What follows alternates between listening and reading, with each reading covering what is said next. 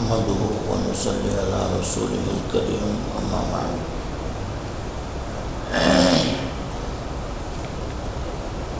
கண்ணியம் நிறைந்த பெரியோர்களே,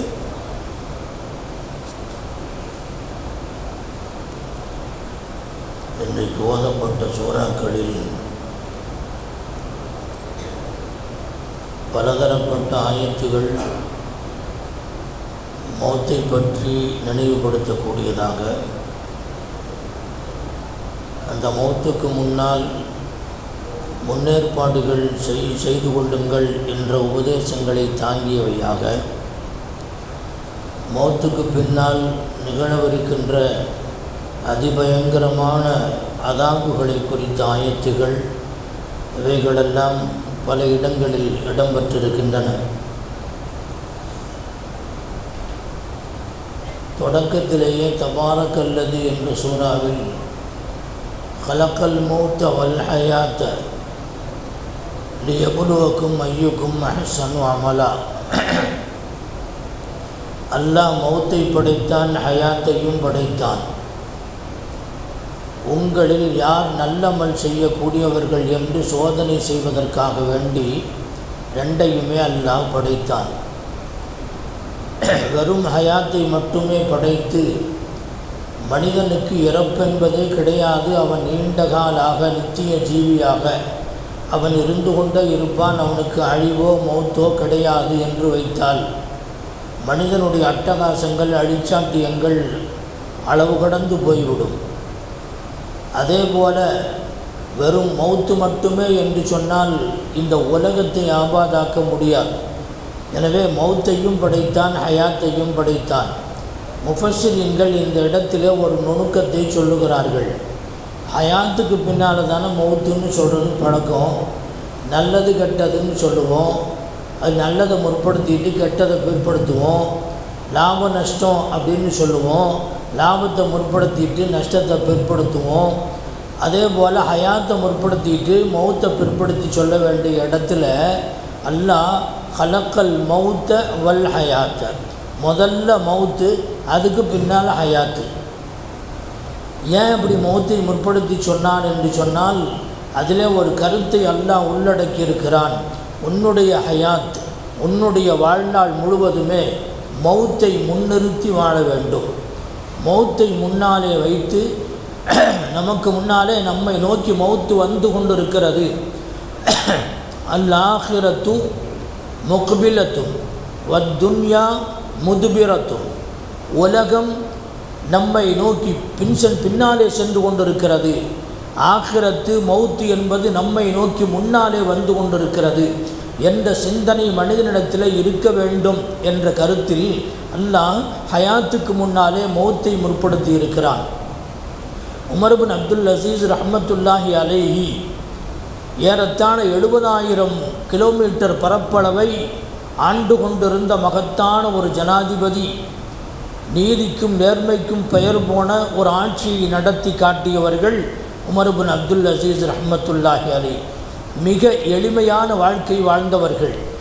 குபேர குடும்பத்தில் பிறந்த ஃபாத்திமா என்ற பெண்ணை திருமணம் முடித்து அவர்கள் கொண்டு வந்த அத்தனை நகைகளையும் பைத்துல் மாலிலே மக்களுக்காக வேண்டி, பஞ்சப்பிணியை போக்குவதற்காக வேண்டி அவர்கள் பைத்துல் மாலுடைய உண்டியலிலே போட்டார்கள். அதன் மூலமாக பொருளாதாரம் பெருத்தது என்று வரலாற்று ஆசிரியர்கள் எழுதுகிறார்கள். அவர்கள் மகனை மக்தப் மதரசாவுக்கு அனுப்பி வைக்கின்றார்கள். மதரசா விட்டு பையன் வருகிறான். இவருடைய நிலைமை என்ன என்று சொன்னால் ஏழ்மையான நிலைக்கு வந்து விட்டார்கள். ஆட்சி அதிகாரம் கையில் இருக்கிறது, ஆனால் ஏழ்மை இருக்கிறது, வறுமை இருக்கிறது. மகன் மக்தப் மதரசாவிலிருந்து வருகிறான். அம்மாவிடத்திலே சொல்லுகிறான், அம்மா, எல்லா பசங்கள்லாம் நல்ல நல்ல துணியை போட்டு வர்றாங்க, ஹலீஃபாவுடைய மகன் நான் கிழிஞ்ச துணியை போட்டே போகிறேன், ஒரே துணியை போட்டு திரும்ப திரும்ப போடுறேம்மா, கிழிஞ்ச துணியை ஒரே ஒரு துணி வாங்கி கொடுக்க சொல்லு அப்படின்னு சொல்லி அம்மாட்ட சொல்கிறான். அம்மா அவங்க அத்தாட்ட சொல்கிறாங்க. அப்போ உமர் பின் அப்துல் அசீஸ் ரஹ்மத்துல்லாஹி அலைஹி அவங்க சொன்னாங்க, அவனுக்கு புது சட்டை வாங்குகிற அளவுக்கு என்கிட்ட காசு இல்லைமான்ட்டாங்க. ஒரு நாட்டினுடைய அதிபதி, ஜனாதிபதி, முழு அதிகாரம் பெற்றவர்கள் காசு இல்லைன்ட்டான். மறுகடைசியில் ஒரு ஐடியா சொன்னான். சரி, காசு இல்லைன்னா முன்பணமாக கவர்மெண்ட்டிலிருந்து நீங்கள் கொஞ்சம் பணத்தை வாங்கி இதை வாங்கி கொடுத்துட்டு அப்புறம் வேணால் சம்பள டைம் வரும்போது பிடிச்சிக்கலாமல்ல அப்படின்னு ஒரு ஐடியா சொன்னாங்க. சரின்னு சொல்லி அதில் நிதி அமைச்சர், இவருக்கு அடுத்த போஸ்ட்டில் இருக்கக்கூடிய ஒரு ஆள், அவர் நிதி அமைச்சருக்கு ஒரு கடிதம் எழுதுகிறார். என்னுடைய மகன் வறுமையில் இருக்கிறான், என்னுடைய மகனுக்கு தைத்து போட்டுக்கொள்வதற்கு ஒரு ட்ரெஸ்ஸு தேவைப்படுகிறது, அதற்கான பணம் எனக்கு முன்கூட்டியே தந்தால், முன்கூட்டியே அட்வான்ஸாக தந்தால் 1ஆம் தேதி சம்பள நாள் வருகிற போது நான் அதை திருப்பி தந்து விடுகிறேன் என்று கடிதம் எழுதுகிறார். அதற்கு அந்த அமைச்சர், கருவூல காப்பாளர், நிதி அமைச்சர், அவர் கடிதம் எழுதுகிறார். அரசர் அவர்களே, தாங்கள் சொன்னது முழுக்க முழுக்க நான் கடமைப்பட வேண்டிய, கட்டாயம் செய்ய வேண்டிய நான் பொறுப்பில் இருக்கின்றேன், செய்ய வேண்டியதுதான். ஆனால் எனக்கு ஒரு சந்தேகம், தாங்கள் இன்றைக்கு கடன் வாங்குகிறீர்கள், அடுத்த 1ஆம் தேதி வரை நீங்கள் ஹயாத்தோடு இருப்பீர்கள் என்பதற்கு என்ன உத்தரவாதம் என்று கேட்டு கடிதம் எழுதுகிறார். அந்த கடிதத்தை வாங்கி பார்த்த உடனே, இன்னைக்குள்ள அரசர்களாக மந்திரிகளாக இருந்தால் உடனடியாக ஆளை ஒன்று வெட்டிடுவாங்க, இல்லைன்னா தூக்கிடுவாங்க. ஆனால் சிரித்தார்கள் உமர் பின் அப்துல் அசீஸ் ரஹ்மத்துல்லாஹி. அப்போது அவர்கள் சொன்னார்கள், என்னுடைய ஆட்சியில் இருக்கின்றவர்கள் எப்போதும் மௌத்தையே முன்னிறுத்தி வாழ்க்கையை அமைத்திருக்கிறார்கள். அவருடைய ஆட்சி நிதி அமைச்சகத்திலே கூட அவர்கள் அமைச்சகத்திலே பணியாற்றுகிற நேரத்தில் அவர்களுக்கு முன்னாலே மௌத்து முன்னிற்கிறது, மௌத்தை பார்த்து பார்த்து ஆட்சி செய்கின்றார்கள். எனவே ஹயாத்துக்கு முன்னாலே மௌத்து வைத்ததனுடைய காரணம், மௌத்தை நினைந்தே நம்முடைய வாழ்க்கையை அமைத்து கொள்ள வேண்டும் என்ற கருத்தை அல்லாஹு ஜல்ல ஷானு வ தஆலா இந்த ஆயத்தில் வைத்திருக்கிறான் என்று முஃபஸ்ஸிரீன்கள் சொல்லுகின்றார்கள். மௌத்தினுடைய சூழ்நிலை, அதற்கு முன்னாலே வருகின்ற நஸானுடைய நிலை, சக்கராத்தினுடைய நிலை, அதற்கு பின்னாலே நமக்கு வருகின்ற அதாவுடைய நிலைகள், இவைகளை எல்லாம் பல ஆயத்துகளின் வழியாக அல்லாஹு ஜல்ல ஷானு வ தஆலா நமக்கு உணர்த்துகின்றான். இதிலே கேள்வி கணக்கு என்பது எல்லோருக்கும் உள்ளது தான். கேள்வி கணக்கிலிருந்து யாரும் தப்பிக்க முடியாது. நபிமார்கள் மட்டும் கேள்வி கணக்கில் விதிவிலக்கானவர்கள் தான். நபிமார்களிடத்திலேயும் கூட விடவில்லை, நபிமார்களிடத்திலே கூட முன்கர் நக்கீர்கள். அதே போல் இஸ்ராயில் ஒரு முறை மூசா அலைஹிஸ்ஸலாம் இடத்திலே ரூஹ் வாங்கிறதுக்கு போனார். அல்லாஹ் வந்து கட்டளை போட்டிருக்கிறான், உங்களுடைய ரூஹை வாங்கிட்டு வர சொல்லி. எங்கே அல்லாஹ் சொன்ன ஆர்டர் எங்கே இருக்குது, யார் சொன்னான்னு சொல்லி வந்த ஜிப்ரைல் அலைஹிஸ்ஸலாம் இஸ்ராயிலை ஓங்கி அடித்த உடனே, கன்னத்தில் அடித்த உடனே ஒரு கண்ணு வெளியே வந்துருச்சு. அல்லாஹ்ட்ட போய் சொல்கிறாங்க, இது நபிமார்களுக்கு மட்டும்தான், இது வேறு யாருக்குமே மௌத்துக்கு அனுமதி கேட்கிற ஒரு நிலைமை, ஒரு அமைப்பு எங்கேயுமே கிடையாது. அல்லாஹ் அப்படி வைக்கவும் இல்லை. மூசா அலைஹிஸ்ஸலாத்து வஸ்ஸலாம் அவர்கள் இப்படி செய்த உடனே மூசா அலைஹிஸ்ஸலாம் இந்த இஸ்ராயில் அலைஹிஸ்ஸலாம் அவர்கள் அல்லாஹ்விடத்தில் போய், யாரெல்லாம் இப்படி செஞ்சிட்டாரு, என்னுடைய கண்ணு ஒழுகி வந்துருச்சு, அடிச்சிட்டாரு என்று சொன்ன உடனே அவரிடத்தில் போய் சொல், அல்லாஹ் அனுப்பி வைத்திருக்கின்றான் என்று சொல்லிவிட்டு கண்ணியமான முறையிலே எல்லோரிடத்திலேயும் பரிமாறுவது போன்று இல்லாமல் அவர்களிடத்திலே பரிமாற வேண்டும் என்று அல்லாஹ் அனுப்பி வைத்தான் என்று வரலாற்று குறிப்பு சொல்லுகிறது. கண்ணியத்திற்குரியவர்களை யாராக இருந்தாலும் சரி, நபிமார்களுக்கும் சக்கராத்து இருந்திருக்கிறது. நபிமார்களுக்கும் நஸை என்று சொல்லப்படுகின்ற ரூஹை பிடுங்குகின்ற ஒரு நிலை எல்லோருக்கும் ஏற்பட்டிருக்கிறது. இன்றைக்கு ஒரு ஆயத்து ஓதப்பட்டது, வல்தஃபத்தி சாக்கு பி சாக்கு இலா ரப்பிக யௌமைதினில் மசாக். ஒரு ஆயத்தில் சூரத்துல் கியாமாவில் இன்று ஓதப்பட்டது. அதில் அல்லாஹ் சொல்லுகிறான், நீங்கள் உங்களுடைய ரூஹு பிடுங்கப்பட்டு தொண்டைக்குழியிலே பக்கத்திலே வருகின்ற நேரத்தில் யாராவது மந்திரிப்பார் யாரும் உண்டா, மன் ராக் என்று அவர்கள் கேட்பார்கள்.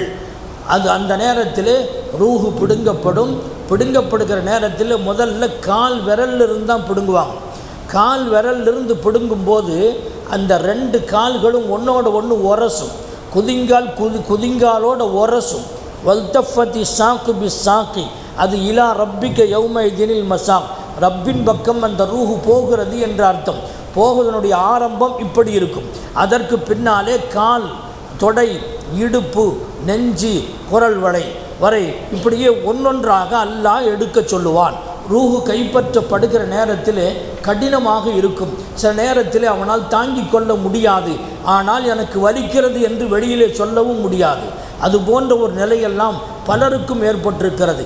ஏன் ரசூலுல்லாஹி ஸல்லல்லாஹு அலைஹி வஸல்லம் அவர்களுக்கு அல்லாஹ் மௌத்துக்கு தயாராகி கொள்ளுங்கள் என்ற அறிவிப்பை வைத்தான். ஹஜ்ஜத்துல் விதாயிலே பெருமானார் ஸல்லல்லாஹு அலைஹி வஸல்லம் அவர்களுக்கு அறிவிப்பு கொடுக்கப்பட்டது. இன்னும் சொல்ல போனால் அதற்கு முன்னாலே ஃபத்ஹ் மக்காவுடைய நேரம், அவர்களுக்கு வயசு 59 வயசு ஆச்சு. நபி அவர்களுக்கு ஃபத்ஹ் மக்கா ஹிஜ்ரி 8ஆம் ஆண்டு மக்கா வெற்றி கொள்ளப்பட்ட சமயத்திலேயே இதா ஜா நஸ்ருல்லாஹி வல் ஃபத்ஹு வ ரஅய்தன் நாஸ யதுகுலூன ஃபீ தீனில்லாஹி அஃப்வாஜா, அல்லாஹ்வுடைய மகத்தான வெற்றி கிடைத்து மக்கள் எல்லாம் கூட்டம் கூட்டமாக இஸ்லாத்திலே வந்து நுழைகின்ற நேரத்தில் அல்லாஹ்வை தஸ்பீஹ் செய்யுங்கள், தௌபா செய்யுங்கள் என்று அல்லாஹ் இந்த ஆயத்தை, இந்த சூறாவை இறக்கி வைத்தானே. இதனுடைய கருத்து என்னவென்று சொன்னால், நீங்கள் மௌத்துக்கு ரெடியாகி கொள்ளுங்கள். இந்த கருத்தை அபூபக்கர் சித்தீக் ரலியல்லாஹு அன்ஹு அவர்கள் தான் முதலில் விளங்கினார்கள். பெருமானார் ஸல்லல்லாஹு அலைஹி வஸல்லம் அவர்கள் சந்தோஷப்பட்டார்கள்.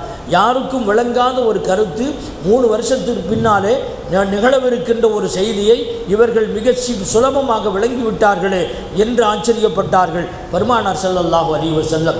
இது அல்லாஹ் நபி அவர்களுக்கு மௌத்துக்கு நீங்கள் முதல்லையே தயாராயிருங்க என்ற கருத்தை அல்லாஹ் அவர்களுக்கு அறிவித்தார். எல்லோருக்கும் இதே நிலைதான். நபி அவர்களை கூட அந்த சக்கராத்து விடவில்லை, அவர்களுக்கு தேவையில்லை. நல்லவர்களுக்கும் சக்கராத்து வரும், கெட்டவர்களுக்கும் சக்கராத்து வரும். ஆனால் நல்லவர்களுக்கு வருவதனுடைய காரணம் அவர்கள் செய்த பாவங்கள் ஏதாவது மிச்சந்தொச்சம் ஏதாவது இருந்துச்சுன்னு சொன்னால் அந்த பாவத்தை எல்லாம் இந்த கஷ்டத்தின் மூலமாக நீக்கி அவர்களை சுத்தமானவர்களாக, பரிசுத்தவான்களாக அவர்களை எடுத்துக்கொள்ள வேண்டும் என்று அல்லாஹ் விரும்புவான். அதே நேரத்தில் கெட்டவர்களாக இருந்தால் சக்கராத்தில் ஏற்படுகின்ற இந்த கஷ்டம் இருக்கிறதே தொடர்ந்து கியாமத்தல்ல தொடர்ந்து இருந்து கொண்டே இருக்கும். அதற்கு முடிவே கிடையாது. அன்லிமிட்டடான ஒரு காலம். அது இப்பொழுதிருந்தே ஆரம்பம் கெட்டவர்களுக்கு. நல்லவர்களை பொறுத்தவரையில் ஒரு சில மணித்துளிகள் அல்லது ஒரு சில நிமிடங்கள் அவர்களுக்கு இருக்கும். அதற்கு பிறகு அவர்களுக்கு ராஹத் ஏற்பட்டுவிடும். பெருமானார் ஸல்லல்லாஹு அலைஹி வஸல்லம் அவர்களுக்கு சக்கராத்துடைய சிரமங்கள் ஏற்பட்ட போது வா கர்ப அபதா என்று ஃபாத்திமா ரலியல்லாஹு அன்ஹா கூச்சலிட்ட நேரத்தில் அழுது விட்டார்கள். சத்தம் போட்டு அழுது விட்டார்கள். வா கர்ப அபதா என்று. எல்லோரும் ஏன் என்ன சத்தம்? நபி அவர்களுக்கு கஷ்டம் ஏற்படுகிறது, மகள் ஃபாத்திமா கதறுகிறார்கள் என்று சொல்லும்போது பெருமானார் ஸல்லல்லாஹு அலைஹி வஸல்லம் சொன்னார்கள், மகளே நீ அழுக வேண்டாம். இன்னலில் மௌத்தில சக்கராத்தின், நிச்சயமாக மௌத்துக்கு சக்கராத் என்ற வேதனை நிச்சயம் உண்டு. எனவே அழுகாதே என்று சொல்லிவிட்டு இனிமேல் உன்னுடைய தந்தைக்கு எந்த கஷ்டமும் இருக்காது என்ற ஒரு சுப செய்தியையும் அங்கே சொல்லுகின்றார்கள். நபி அவர்களுக்கும் சக்கராத்து என்னத்துக்கு தேவை என்றால் முஃபஸ்ஸிரீன்கள் அங்கே விளக்கம் தருகின்றார்கள். யாருக்காவது சக்கராத்து கஷ்டம் ஏற்படுகிற போது, நல்லவர்களுக்கும் ஏற்படுகிற போது அவர்கள் புரிந்து கொள்ள வேண்டும், நமக்கு மட்டுமா ஏற்பட்டிருக்குது, எல்லோருக்கும் மேலாக சாதிக்குல் மஸ்தூக்கான நபிமார்களுக்கெல்லாம் கோமான் எம்பெருமான் முஹம்மது முஸ்தபா ஸல்லல்லாஹு அலைஹி வஸல்லம் அவர்களுக்கே இந்த கஷ்டம் ஏற்பட்டிருக்கிறது என்கிற போது நமக்கு ஏற்படாமலா போகும் என்ற ஒரு ஆறுதல் வர வேண்டும் என்பதற்காக வேண்டி நபிக்கு அல்லாஹ் சக்கராத்தை வைத்தார். இது உலகத்தில் இருக்கின்ற பல கோடி மக்கள் நபி அவங்களை நினைத்தாலே அவர்களுக்கு மனசிலே ஒரு ஆறுதல் ஏற்பட வேண்டும் என்பதற்காக வேண்டி சக்கராத்தை அல்லாஹ் வைத்தார்.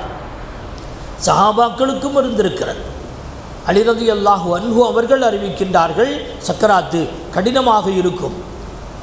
உமர் இப்னு கத்தாப் ரலியல்லாஹு அன்ஹு, அப்துல்லா இப்னு அம்ர் இப்னு ஆஸ் ரலியல்லாஹு அன்ஹு அவர்கள் தங்களுடைய தந்தை அம்ர் இப்னு ஆஸ் ரலியல்லாஹு அன்ஹு அவர்கள் வஃபாத் ஆகும்போது அவரிடத்திலே கேட்டார்கள், அப்பா நீங்கள் ஒவ்வொருத்தரும் மௌத்தாகும்போது என்ற கைகாலெலாம் நல்லா தான் இருக்குது, வாய் பேசுறதுக்கான ஆற்றலும் இருக்கத்தானே செய்து, உனக்கு என்ன செய்து, எப்படி இருக்குது, சக்கராத்து எப்படி இருக்குதுன்னு கொஞ்சம் விளக்கி சொல்லேண்டா என்று மற்றவரிடத்தில் கேட்பார்கள்.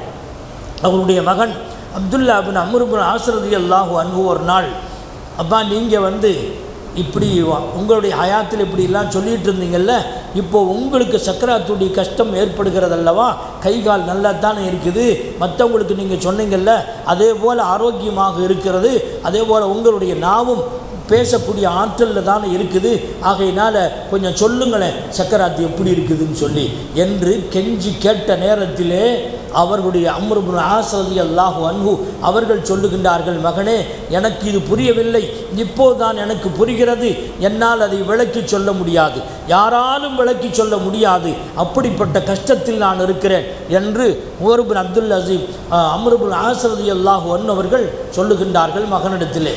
ஏனென்று சொன்னால் அதற்கு உதாரணத்தை வேண்டுமானால் நான் சொல்ல முடியும்.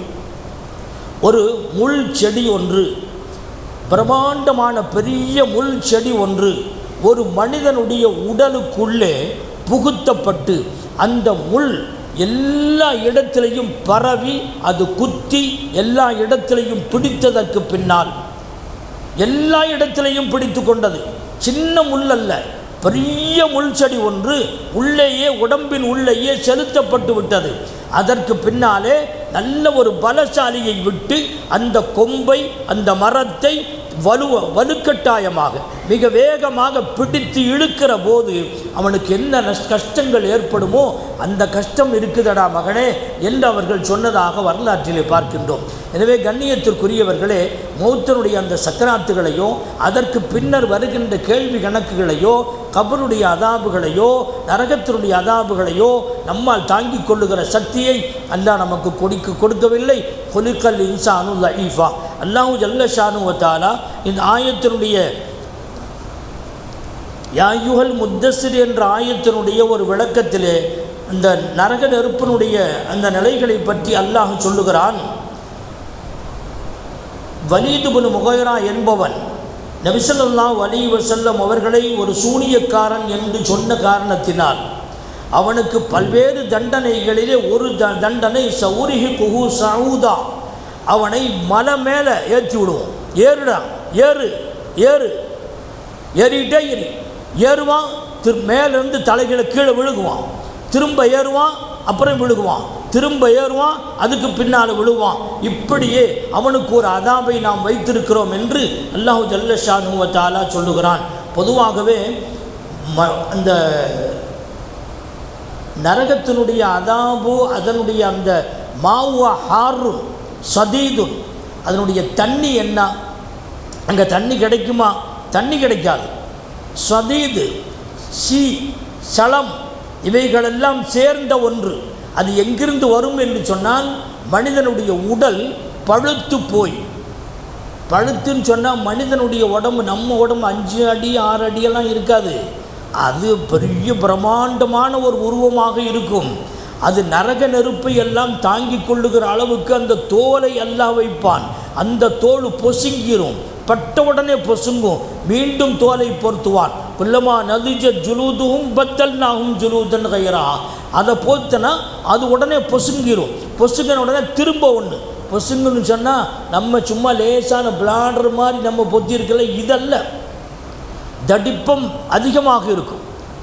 யானையினுடைய தோலை விட மிக தடிப்பம் உள்ளதாக அவனுடைய தோல் இருக்கும். பட்ட உடனே பொசுங்கிரும், மீண்டும் அவனுக்கு தோல், மீண்டும் அவனுக்கு தோல் பொசுங்கும், மீண்டும் அவனுக்கு தோல்.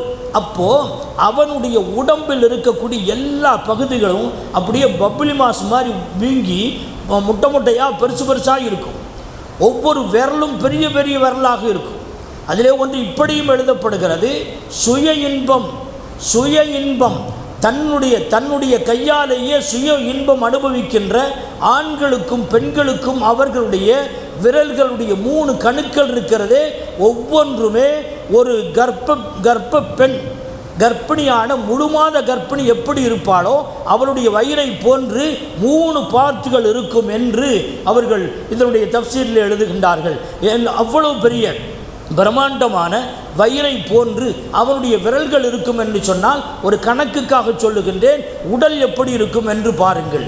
இப்படியெல்லாம் அவனுடைய உடலை அல்லாஹு ஜல்ல ஷானு வ தஆலா பெரிதுபடுத்தி அதை நசுக்கி அதை பொசுக்கி மீண்டும் மீண்டும் அவனுக்கு அதாபை கொடுத்து கொண்டே இருப்பான். ஹாலிதீன ஃபீஹா அபதா, ஒரு வருஷம் 2 வருஷம் அல்ல, நிரந்தரமாக. இதில் இன்றைக்கு ஓதப்பட்ட ஆயத்திலே ஒன்று, அதில் ஒரு நாள் எப்படி இருக்கும் என்று சொன்னால் கான மிக்தாருஹு 50 அல்ஃப சனா, 50,000 வருஷமாக இருக்கும் ஒரு நாள் என்பது. அதாவது ஒரு சின்ன பையன் ஒரே நாள்லேயே கிழவனாயிடுவான், ஆனால் மௌத்தாக முடியாதுங்க. இப்படி அவனுடைய கஷ்டத்தை பொறுத்து நம்ம சொல்கிறோம் இல்லையா, நம்மளால் முடியல, கஷ்டமாக இருக்குது, ஒரு நேரம் ஒரு மணி நேரம் போகிறதுங்கிறது ஒரு நாள் போகிற மாதிரி இருக்குது, ஒரு நாள் போகிறது ஒரு மாதம் போகிற மாதிரி இருக்குதுன்னு சொல்கிறோமில்ல, அந்த மாதிரி கடினமான கஷ்டத்திலே உழன்று கொண்டு இருக்கின்ற இவனுக்கு ஒரு நிமிஷம் இருக்குதே அது பல நாள் போகிற மாதிரி இருக்கும், தாங்கவே முடியாத அவனால். அப்படிப்பட்ட ஒரு நிலையை அந்த இடத்திலே அல்லாஹ் வைத்திருக்கின்றான். இதையெல்லாம் நினைவுபடுத்தி நீங்கள் மௌத்தை நினைவு கூறுங்கள், மௌத்தை நினைவு கூர்ந்தே உங்களுடைய வாழ்க்கையை அமைத்து கொள்ளுங்கள். மௌத்துக்கு பின்னால் இருக்கக்கூடிய நிலைகளை எல்லாம் நீங்கள் நினைவு கூற வேண்டும் என்ற கருத்தை தான் அல்லாஹு ஜல்ல ஷானு வ தஆலா பல ஆயத்துகளின் வழியாக நமக்கு சொல்லுகிறான்.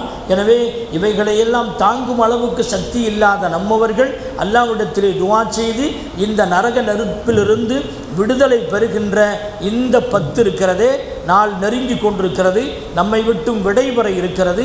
எனவே அல்லாஹ்விடத்திலே அழுது புலம்பி நரக நெருப்பிலிருந்து விடுதலை பெறுவதற்கு நாம் முயற்சிக்க வேண்டும். அல்லாஹு ஜல்ல ஷானு வ தஆலா இந்த கொடிய நரகத்திலிருந்து அல்லாஹ் நம்மை பாதுகாப்பானாக. ரப்பனா தக்கப்பல் துஆனா வஸலாத்தனா வஸியாமனா வகியாமனா வருகூஅனா وسجودنا وتضرعنا وتخشعنا وتمم تقصير أعمالنا إنك على كل شيء قدير. صل على النبي سيدنا محمد وآله وصحبه أجمعين والحمد لله رب العالمين. صلى الله عليه